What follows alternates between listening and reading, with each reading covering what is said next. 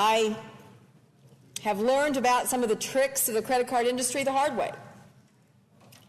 My father had a significant and serious and protracted illness, and Mom was trying to get through it without burdening any of us and without any of us really realizing. She got in a hole with credit card companies. And once I figured out that she'd gotten in the hole, I set about the business of trying to help. And I have a law degree. I'm not a shy person, someone who's willing to say what I think, and I've helped write law at the state level, and I think I understand contract law.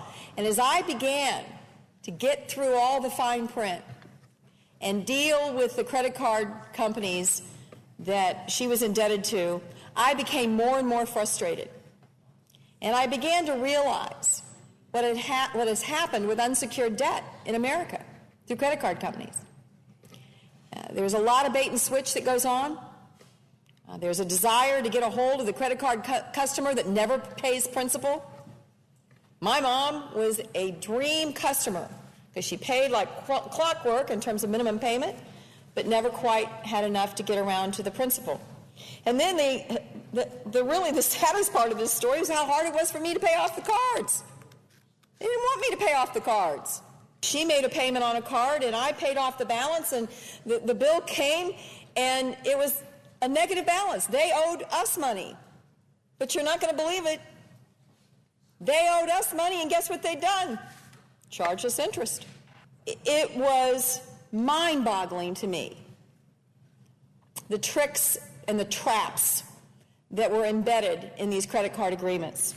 We got an email from one of my constituents, and by the way, we've gotten thousands, especially in the last 6 months.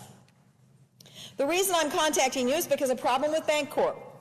I received several emails from Bancorp asking me to apply for a credit card. I finally did. The credit card interest rate was to be a fixed 7.99%.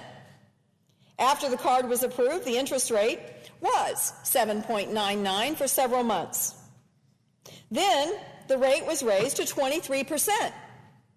And as of July 2008 statement, the interest rate was raised to 35.49%. I called Bancorp and spoke with Aaron, the representative that answered the phone. After I was put on hold for a long period of time, I was told that indeed my account was in good standing. The payments had all been made on time. She said Bancorp had changed their lending practices, and that was the reason for the interest hike. I was told there was no lower rates available, and even though my account was in good standing, I was told there was nothing I could do to change this, and there was no way to protest the interest hike. And this man asked me, is this legal? Sadly, we had to tell him that every bit of it was completely legal. We wring our hands around here about what we can do to help the people that we work for at home. We know people are hurting right now. I'm not sure there's any piece of legislation that is more important to the people at home than this credit card bill, bringing to heel these companies that are taking advantage of an unlevel playing field, a playing field that is strewn with all kinds of information that's too difficult to even understand. Let's keep it simple. Let's keep it straightforward. Let's make sure the rules are available for all people to understand, and let's make sure that they are not engaged in the kind of practices that caused my mother so many sleepless nights.